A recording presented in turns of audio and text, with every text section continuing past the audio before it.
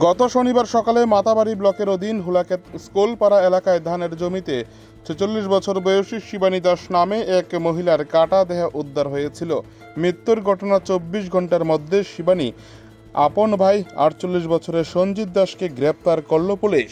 খুন হওয়ার পর থেকে পুলিশ গোটা ঘটনার তদন্তে কোমর বেঁধে নামে। তদন্তক্রমে জানতে পারে এই ঘটনায় সঞ্জীব জড়িত রয়েছে। রবিবার ভোর ৫টা নাগাদ পুলিশের একটি দল সঞ্জীবকে খুঁজে বের করার জন্য ময়দানে নামে। আজ দুপুরে তাকে নিজ বাড়ি থেকে গ্রেপ্তার করে পুলিশ। টানা জিজ্ঞাসাবাদ করা হয় তাকে। পরে রবিবার রাত ৯:৩০ নাগাদ পুলিশ তাকে ত্রিপুরা সুন্দরী মহকুমা হাসপাতালে নিয়ে যায় মেডিকেল চেকআপের জন্য। বর্তমানে রাধাকিশোরপুর থানার গারদে রয়েছে সঞ্জীব। থানা সূত্রের খবর, নতুন বিএনএস আইনে মামলা নিয়েছে পুলিশ।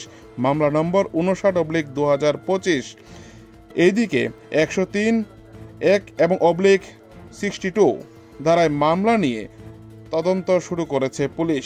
এই খুনের ঘটনার সাথে আর কেউ জড়িত রয়েছে কিনা তার তদন্তের গভীরে যাচ্ছে পুলিশ। এখন দেখার বিষয় গোটা ঘটনা কোন দিকে মোড় নেয়।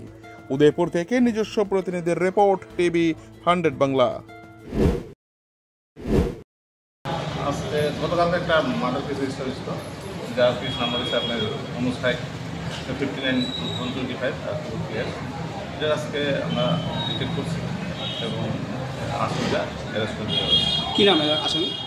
সঞ্জিত দাস, বাবার নাম হচ্ছে কালচন্দ্র দাস। কোন জায়গা থেকে অ্যারেস্ট হয়েছে স্যার?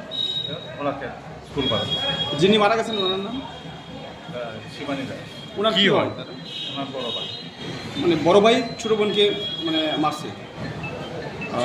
স্যার এই ঘটনায় মূল মানে কি মনে করেন কয়জন না থাকতে পারে, আরও না একজনই? কি কারণে এই ধরনের হয়েছে ঘটনাটা, মানে কোনো কিছু আছে কি এর পেছনে? কলেজে পারিবারিক। স্যার যিনি অ্যারেস্ট হয়েছেন ওনার নামটা কি বললেন? সঞ্জিত দাস। কী দিয়ে মারছে? এখন তো এখনও খবর হয়েছে না। কবে অ্যারেস্ট হয়েছিল? আজকে বিকালে। কেস নাম্বারটা স্যার কি জানা আছে? 59/24 আজকে।